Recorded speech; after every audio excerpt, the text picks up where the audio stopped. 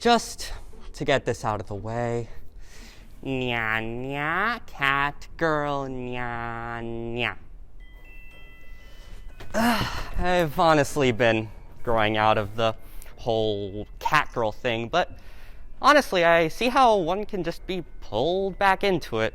Like ContraPoints, she started the whole cat girl thing to spite and talk about how much she hates cat girls. But now she includes cat girl moe in like every single video. Either way, cat girls are integral to the trans community online. You can't look at trans Reddit for more than like a generous 3 minutes without, encountering cat girl memes. More importantly, cat girls have been at the core of the idea of the trans programmer.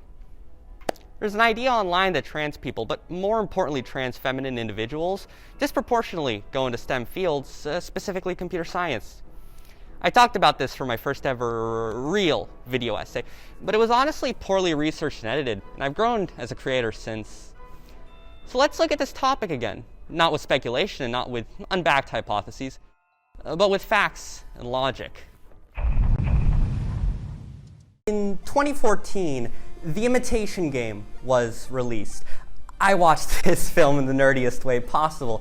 I was on a road trip to take a tour of an audio factory in New York. It was a 2 or 3 hour journey, so it gave me more than enough time to watch the entirety of the movie. I was fascinated. Not only was it the story of the guy who invented computers, I guess, but it was gay. God, I hope no one in the other room hears me. He was also likely assassinated or died of accidentally inhaling cyanide, but that's besides the point.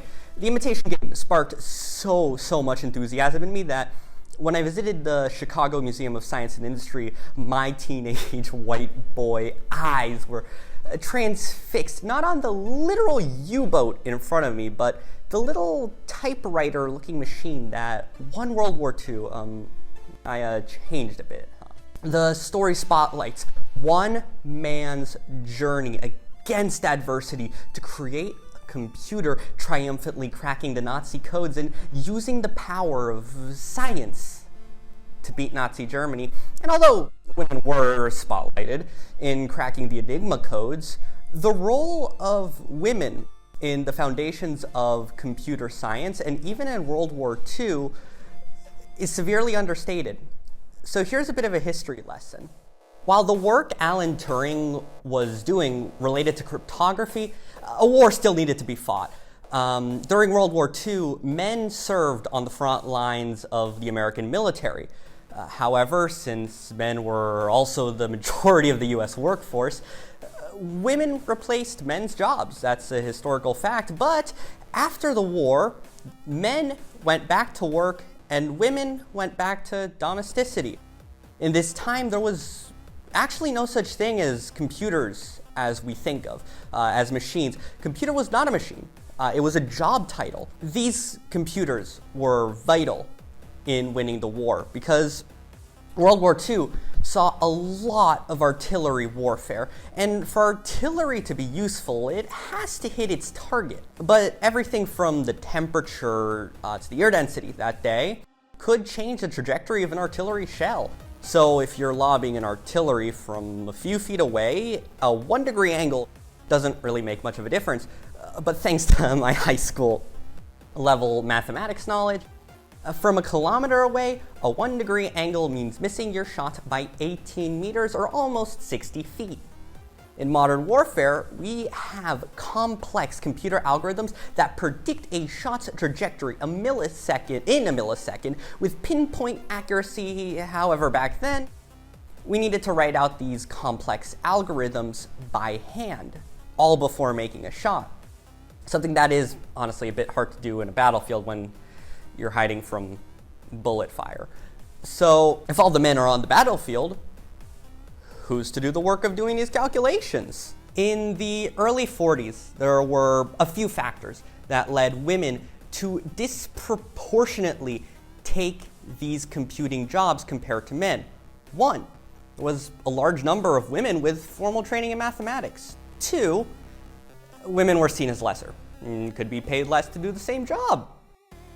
Yay, sexism. And 3, being a computer, despite it literally being a rigorous and intellectual job where you're just solving math all day, these jobs, they were seen as routine, they were seen as mechanical, they were seen as low status and invisible. Even before this period, though, women made great strides in fields involving computing, such as astronomy, and we can't forget that the literal first largely considered computer programmer, even before computers were even a thing, was a woman, specifically the Enchantress of Numbers, Ada Lovelace. During World War II, women were actively recruited to computing jobs.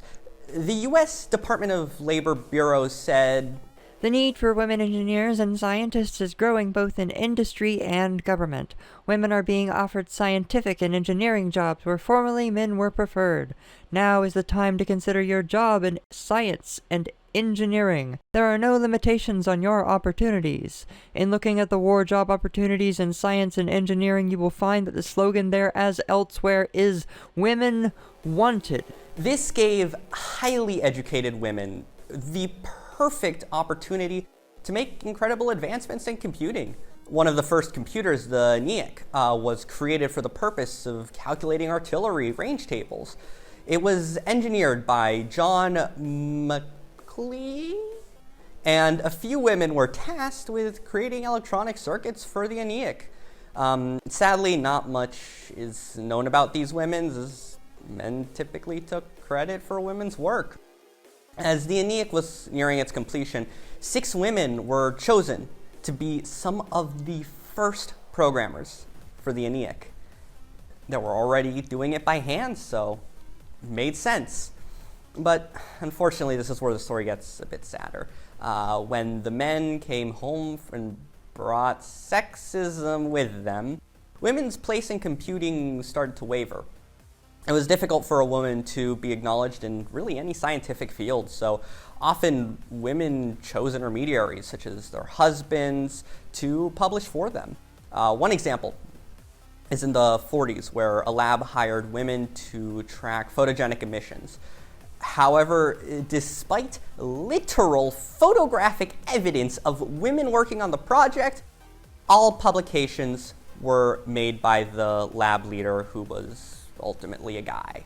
This extended to the women who worked on the ENIAC. They were only ever actually referred to as John Holberton's group, or the ENIAC girls. Women were vital, but never published or acknowledged for their contributions. Over time, women in computing slowly dwindled. The increase in salaries attracted more men to the field, but as computing was still seen as this lowly profession, men actually tried to make it cooler, making it akin to being a devotee of a dark art, a high priest or a sorcerer. It was to be privileged, elite, master of one's own domain. And there's plenty of women geniuses, but men geniuses were found within the programming field. They were coined super programmers, who in a 1968 NATO conference were described as worth an army of programmers of lesser average caliber. Programmers, they were seen as an intellectual elite, lauding their superior powers over the rest of the world, displaying their might and majesty, and overall making the field of computer science into a basement dollars D&D game. CS was now, boys only. And the trends follow. Even in the early 2000s, trends presented themselves, showing women as less likely to consider computer science than, heck, even law, or weirdly enough, forestry. Clearly, the efforts posed in these articles to increase participation didn't work, as right now we are sitting roughly at under 20% of computer science jobs being filled by women. It's actually one of the few STEM fields in which diversity is actively worsening. But counter to this, trans women disproportionately enter computer science comparative to the general populace. So let's dig in. Let's find out why cis women are not going into computer science, but trans women are. Sup chat, let's start this stream off with an axiom. An axiom just means a true statement. In academic study, primarily philosophy and mathematics, the idea of an axiom is important, as axioms are the basis for which hypotheses and ideas can be created. This is literally just because an axiom is inherently true. It's unchangeable and immutable. Therefore, if you know someone's axioms going into like debate or a discussion, you can understand the conclusions they make further. But axioms are not the only area pertaining to a study based on what is true. In economics, the study of positive economics is the idea of studying the phenomena currently occurring in the modern world. Comparatively, normative economics is the idea of studying how one believes the world should be. Both are based, though, on the same axioms, but their scopes are different. An example of positive economics is a study of capitalism and the inequalities in the United States. But an example of normative economics is the idea that, because we live in a capitalist society, that's the same axiom, we should move to a more socialist society due to those inequalities. Both are based on the axiom that the US is a capitalist society. The reason I'm talking about this, though, is because in this video I will have one axiom that I will back up with evidence. That axiom is that trans femmes disproportionately go into computer science. This axiom may not necessarily be true, but based on the evidence that I have, anecdotal and statistical, I'll treat it as such. Firstly, I will take a page out of the book of Positive Economics, examining what is currently going on and why it's happening. Then I will move into a realm more reminiscent of normative economics, explaining what we should do. Now, for the top of the hour ad break. So, I ended up getting a haircut, and more importantly, I ended up finally getting a trans flag. So I shall be wearing this during this segment. Oh god, I don't have something to clip this. Either way, when originally I tackled this topic, the axiom was, well, unproven. I treated it as an axiom because it was something I saw with my own two eyes. It was common sense, but I had no data to back it up. That's when I did more research, posted the research on Reddit, and was given even more to research. So yes, data does exist on trans women in computer science, but it's never just data on the topic. For example, Rutgers has a massive survey of queer and trans umbrella individuals spanning like 1,000 institutions. However, because of the scale of the survey, computer science is only relegated to a statistic that isn't even analyzed within the paper. Another example is Stack Overflow. Stack Overflow is the biggest place for people posting coding questions to go and get answer. And thanks to user unrequited motivation on Reddit, I was also made aware that this survey exists. And when I looked into it, I found out that they ask individuals in their creator survey their gender identity, and also explicitly asks, are you transgender? But this survey spans the whole globe, something that can be worrying when getting results on trans individuals. You see, an example is that in this survey, 12.5% of respondents to the survey were from India. However, history of Hijra, or the third gender, and I hope I'm pronouncing that right, within India is a tricky subject.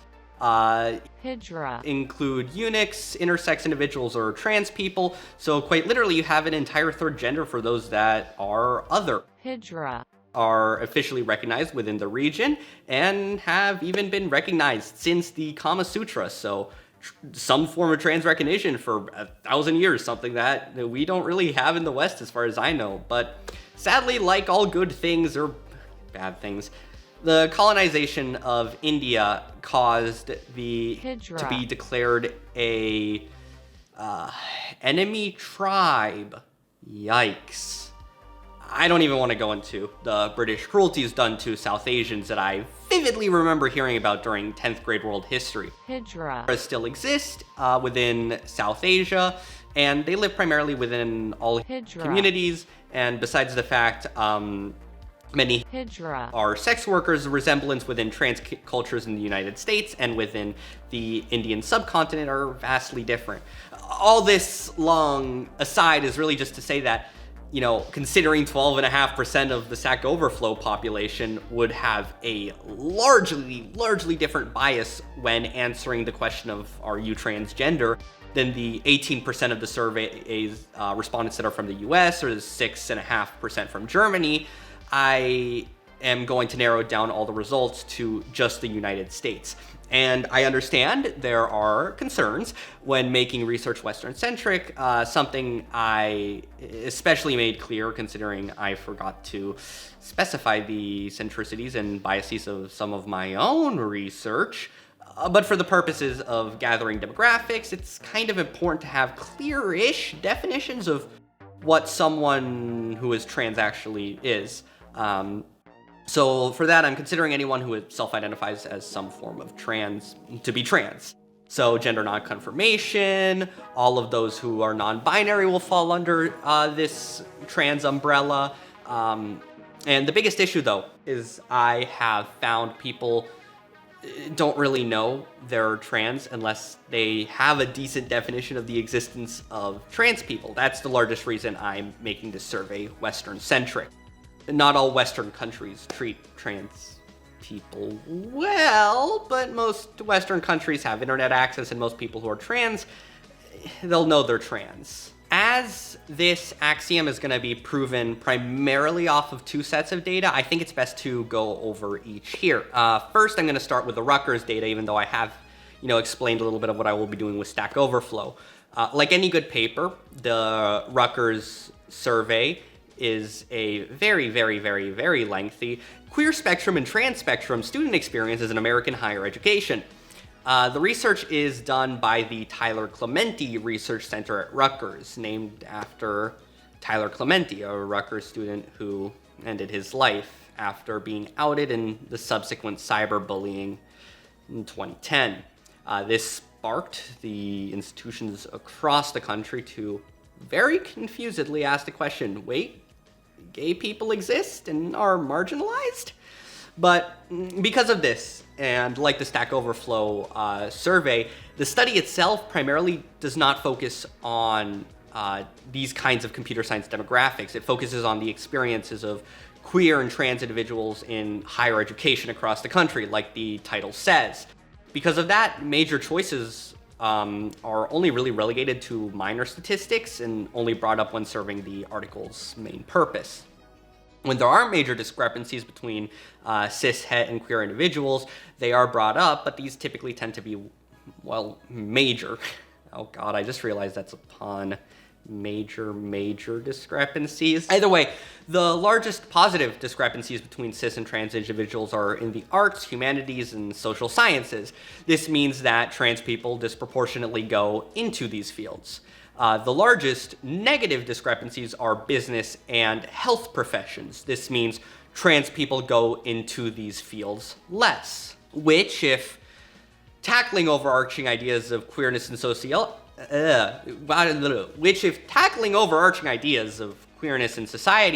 these metrics are useful. They give context to stereotypes such as the art gay.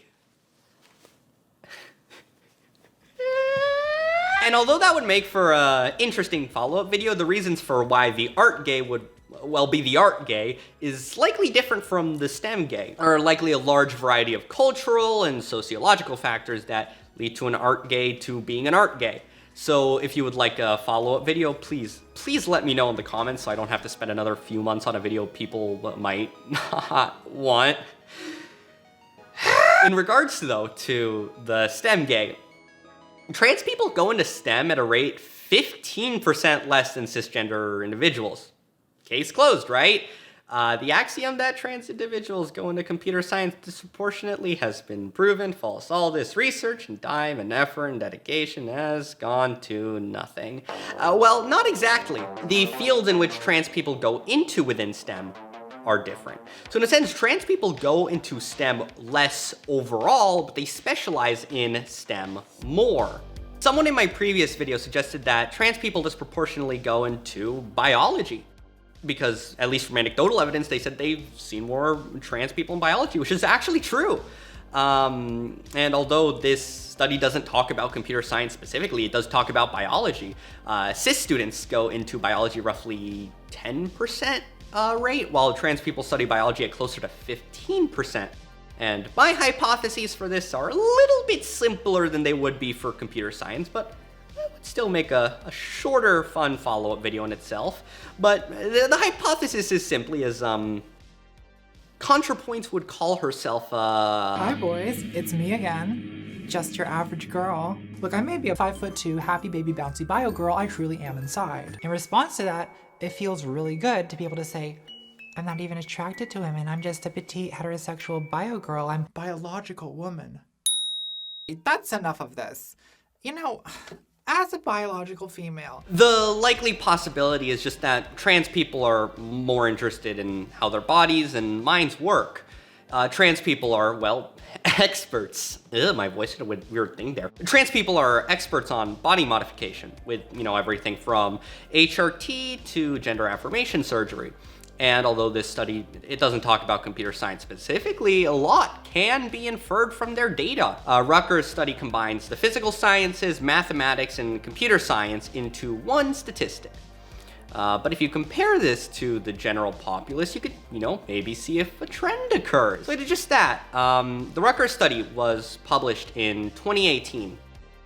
So I compared the 2017-2018 curricular year statistics from the National Center for Education Statistics and also Statista in order to get a rough rate for how much the general populace goes into these fields. If you compare the rates of the general populace getting a bachelor's in these fields to the rates of trans people getting these degrees in these three fields, it's evident that trans people study the physical sciences, math, and comp sci at a bit over 2 times the rate. I had to do, a lot of stuff to get that roughly 66% statistic. It was not fun, but well, that's it for the Rutgers survey. I also mentioned earlier a Stack Overflow survey that I didn't know about until very far into this research. Stack Overflow will obviously ring a bell if you're a programmer. And Stack Overflow houses an annual survey, just gathering, demographics from the creator, how they like to learn, etc. In their latest survey, for example, they demonstrated how many people are, beginning to learn computer science under the age of 18. And the go-to method for these teenage learners is videos, YouTube videos, blogs, and those are literally beating out books and school combined. Overall, 60% of people learn computer science online according to their survey. One has to wonder why minors are self-teaching themselves rather than learning in school. This sure seems like it might be important to talk about later in the video. Stack Overflow has a few demographic questions asking its creators, their gender, and quite explicitly asking, are you trans? Which is great. I wish I knew about this earlier in my research. But if you combine their global statistics for people who say yes to being trans, answered in free response to being trans, so like the specific wording was like, or in your own words, or are non-binary, the percentage of respondents is 3.45%. There is likely, though, a lot of overlap since non-binary and trans are pulled in 2 different questions, and also or in your own words. I don't know exactly what that means. It could also theoretically be a bunch of different things. So I decided to narrow down the data. I literally downloaded all 80,000 responses and cut it down to the 20,000 responses from the United States. While I was at it, I also decided to see the statistics for New York and California. New York because I like New York. You can't really see, but if I had a better angle, I could show New York over there. Actually, you know what? Screw it. I'm gonna pause this really quickly, and I am gonna go. I'm gonna have to cut this out, aren't I? Yikes, Batman! What the fuck did I say that? So the other one is California. I only really did California. It's one of the most progressive states, and that's also where Silicon Valley is. So even taking the most conservative estimates, with just a US lens, trans people are going into computer science at around 2 or 3 times the rate of the cis population. The trans populace is around maybe like 0.3 to 0.7% depending on state, but the lowest I got was I think New York at 2.7% rate. So here we have it. The first part of our axiom proven. Trans individuals go disproportionately into some STEM fields, one of which is computer science. However, we still need to prove the second part. Do trans women disproportionately go into computer science?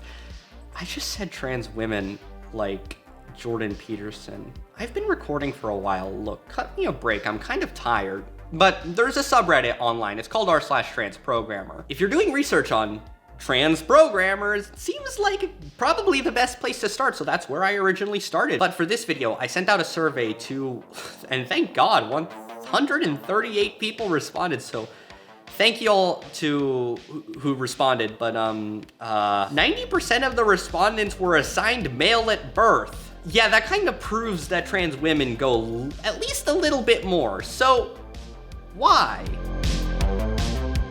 When it comes to the demographics of my survey, only 10% of respondents were AFAB, and a little over half of those were trans men. So with so many trans women going into computer science, there has to be a reason why.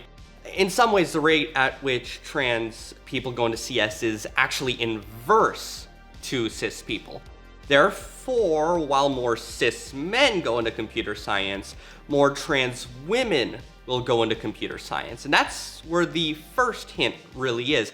People go into computer science correlated to sex rather than gender. This doesn't mean that people go into computer science because of gender, something I will be talking about a little bit later. It just means that people who are assigned male at birth are more likely to go into computer science, and well, more likely is a bit of an understatement. My first hypothesis is that most of the trans women who entered computer science entered, because of parental influence, whether that's their parents, forcing them to choose computer science or take computer science classes in high school or college. However, that doesn't actually seem to be the case. One of my questions was, how heavily did your parents have an influence in you entering CS education? With the responses ranging from 1, not at all, to 5, very much so. 76% of responses fell somewhere between a 1 and a 3, while only 9% fell at a 5. So a large portion of the respondents did have some parental influence when choosing computer science, but it's really not large enough to explain why you have this 9 in 10 to 1 in 10 gap. So considering the fact that 70% of the respondents to my survey responded believing there is a larger amount of trans people in the programming community. So it's not like the community is entirely unaware of this phenomenon. Remember, memes such as catgirls and programming socks have been perpetuated as part of the trans programming community, which makes sense that when I asked how experienced are you with catgirls, 80% of the participants were either kinda or very experienced with catgirls. And yes, I did ask how experienced are you with catgirls. Honestly, the wording could have been a bit better, as like, what's your knowledge of catgirls or something like that. Would have probably been better considering I had a few people ask me, what exactly do you mean by experience with catgirls? My second hypothesis needs a little bit more background information. There's a concept somewhere between sociology and psychology called gender socialization. The idea is that gender is socialized into us. That's why it's called gender socialization. That we learn gender by seeing it in society around us. An example is Boys Don't Cry. There's actually a really good video about media and about that idea of boys don't cry. We're told that boys don't cry, so it's internalized in boys during early childhood, and the internalization of this is strengthened during adolescence, and in turn the idea of boys don't cry, or at least the internalization of that idea is passed on to the next generation. If I'm taught that boys don't cry while I'm young, I will have internalized it, and even as a trans person, will continue believing that I shouldn't cry. And because it's internalized, I may pass down some form, at least, of boys don't cry to the next generation. Not necessarily the specific phrase itself, but some idea of masculinity or something thereof, meaning you don't cry. My hypothesis is that it's not exactly who or what got trans women into computer science, but when they got introduced to computer science that influences this phenomenon. There are stereotypes of computer science as a guy's job, and the fact that the majority of programmers are men, it's going to be socialized into children and then strengthened as they become a teen. So if a trans girl learns programming before they realize, they're trans, they will learn it with the socialized biases of a preteen or teenage boy. But, this hypothesis would require that the majority of respondents to my survey learned either as a preteen or a teen, which is exactly what happened. I accounted for two types of education in my survey. One is traditional American education, specifically the whole idea of middle school, high school, college, university.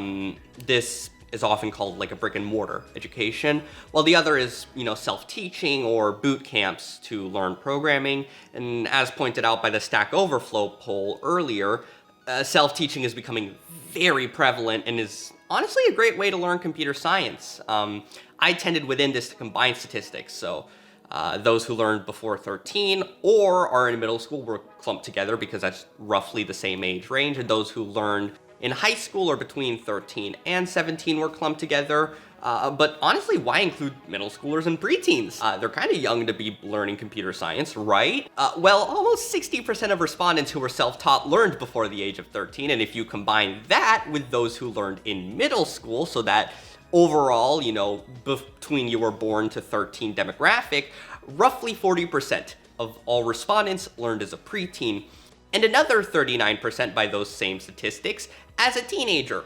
So this means that roughly 80% of all respondents had learned computer science or began learning it before the age of 18. And take myself as an example of this hypothesis.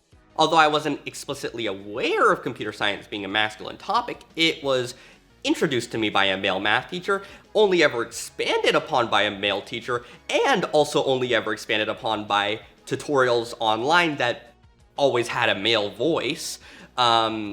So that was when I was in middle school. By the time I was 14 or 15 going into high school, I had already gained quite the liking for computer science, in part because of the socialization of it as a teen boy's hobby. Shows, and at the time one of my favorite shows, Mr. Robot and other popular media reinforced this notion. And even further, I kind of had to wonder why in my computer science classes in my early days of high school and even now, everyone was a guy. This was all before I really realized I was some form of trans, and my hypothesis is that many other trans women go through similar processes. Beyond this, there's also other incentives for entering computer science other than this socialization. These weren't large trends in my survey, but there's no design that computer science jobs pay well. I'll let two anonymous survey respondents best explain. At the time, it felt like just following my interest and going with the flow. Since I discovered I'm trans, I now also see that it was partially about avoiding gender dysphoria. You don't need to perform gender for a computer. At first, it was because it looked interesting, but now as a trans person, I feel like programming brings me more than just happiness. It brings me the security that other jobs don't. I don't want to be starving to death just because some hirees think that being trans means I'm incompetent. The largest trend, though, was trans people started learning computer science either because they enjoyed it, or because they wanted to create something like a game, or heck, even a Minecraft mod. This could obviously be biased. I'm asking primarily on Reddit and Discord, but it's no wonder these responses begin with "at first" and "at the time. At the time, that's all computer science was. At first, that's all computer science was. A hobby or a passion enforced by gender socialization. And then people begin realizing they don't have to worry about gender dysphoria when creating something on a computer, that computing jobs pay well. And that's my idea, at least, as to why trans women disproportionately go into computer science. It's a phenomenon that has data to back it up, and I can at least form some basic hypotheses as to why, but I still have a lot of unanswered questions. So let's dig in a little bit deeper. Trans women code, so why don't cis women code? Beyond that, why are trans men not coding? Why are there's no AFABs in computer science? Jordan Peterson would explain this with pseudoscientific biology, claiming that biologically men like things and women like people, but what if he's on the right track? JP's obviously wrong about everything, but societally there is a discrepancy in viewpoints among men and women in regards to certain things. What if computer science is viewed differently by men and women? It's a loaded question, because I already know the answer.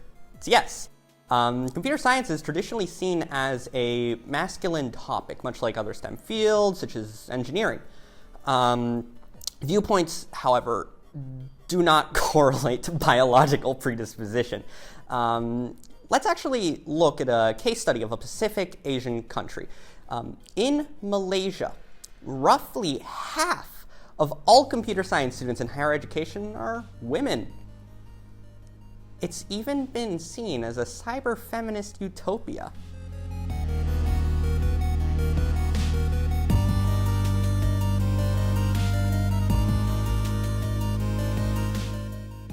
Okay, sorry. I was just taking a break to get my apple. I'm a teacher. Gotta have an apple.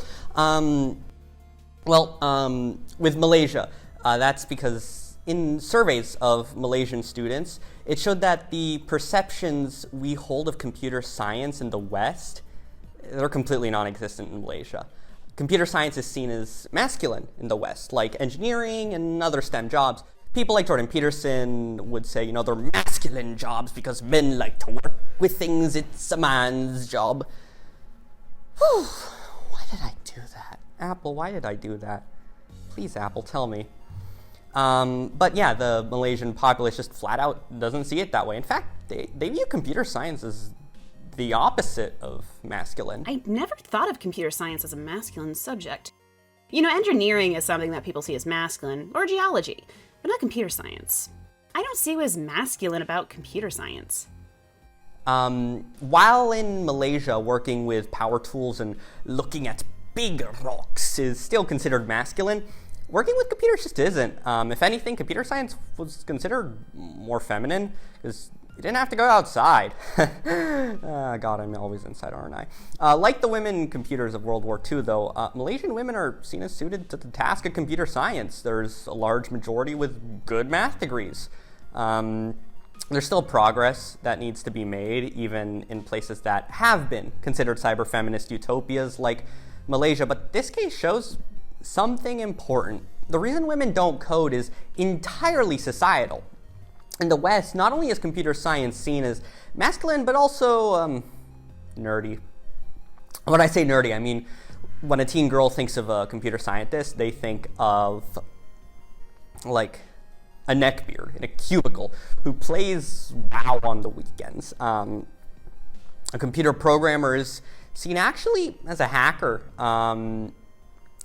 The hacker stereotypes in movies that ultra nerdy masculine bravado is what women think of when they think of computer science. They think of the kind of person who will say, I used to get in relationships that usually led me to getting burned in some way. With computers, you have confidence in yourself, and that is enough. With social interactions, you have to have confidence that the rest of the world will be nice to you. You can't control how the rest of the world is going to react to you.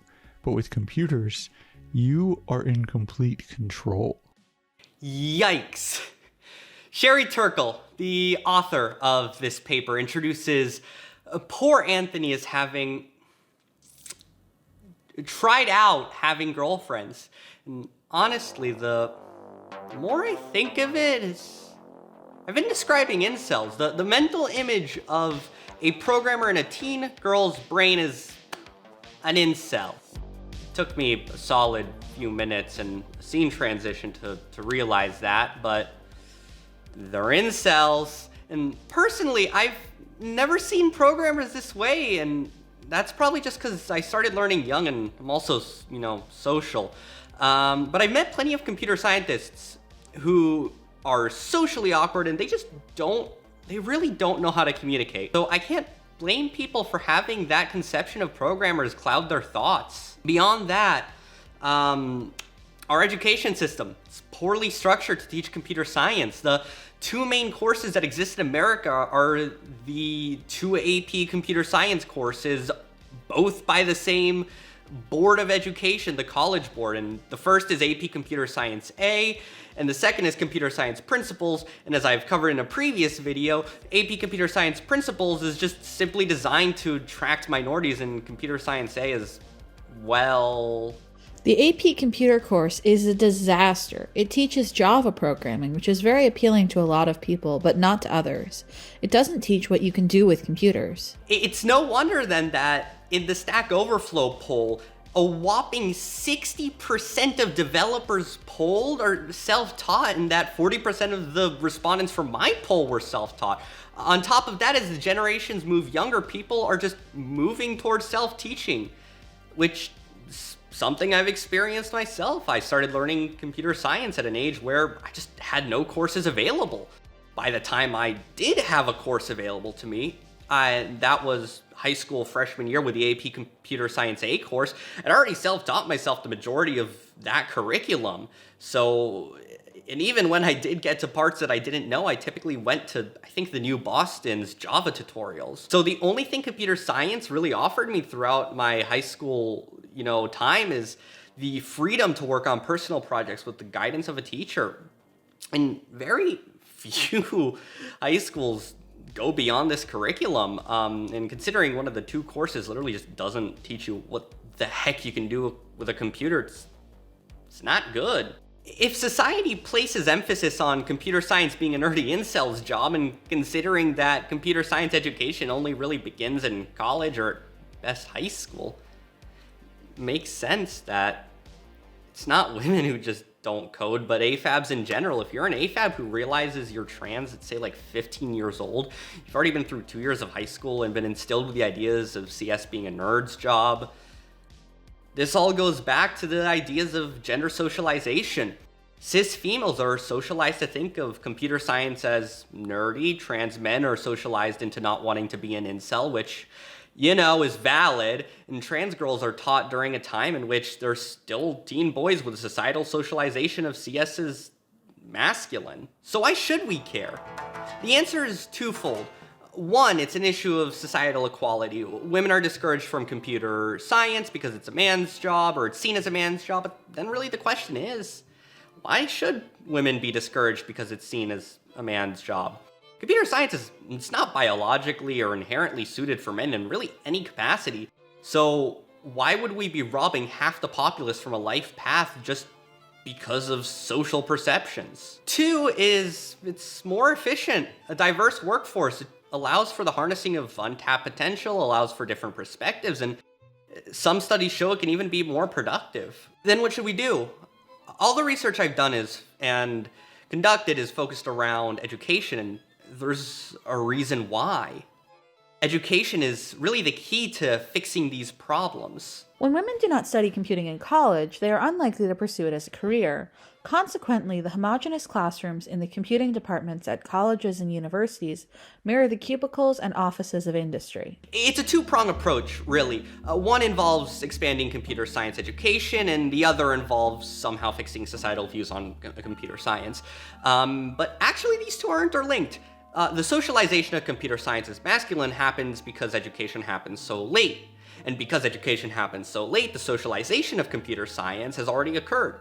And the issue is, efforts to expand computer science to women currently only really begin in college. If we're lucky, sometimes it begins in high school with a decent computer science curriculum instead of, the APs, and it never really happens in middle school.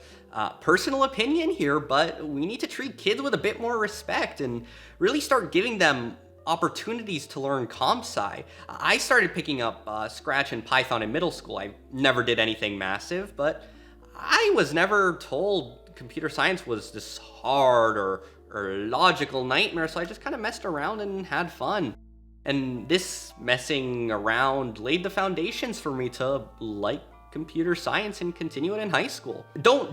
Please don't shove computer science down kids' throats. I hate it, and I absolutely was bored out of my mind when our math teacher forced us to learn BASIC for I think 2 classes. It must have been 6th grade math, but I think if you give children opportunities devoid of gender stereotypes, devoid of our modern conceptions of computer science, at a younger age, more women will learn, more trans men will learn, and hopefully, and really, I hope this happens, we can start breaking down some of the stereotypes and the socializations that got us here in the first place. The content for this video originates from a paper that I wrote on the topic. If you want to look more in depth into the data, etc., I'm going to be linking the publication once it's well published. Besides that, citations and all that can be found in the description. Thank you to my only Patreon, Antoine, as I continue making content. It really does help. And even if you can't support me financially, which is perfectly valid, it does help tremendously to just subscribe and engage with my content by making suggestions for new videos or giving me thoughts on the topics I cover. As I've mentioned throughout the video, certain ideas that have been brought about the comments or on Reddit posts have helped tremendously. Look forward to the next video and at least 1 hour to 1.5 hour video on Fight Club.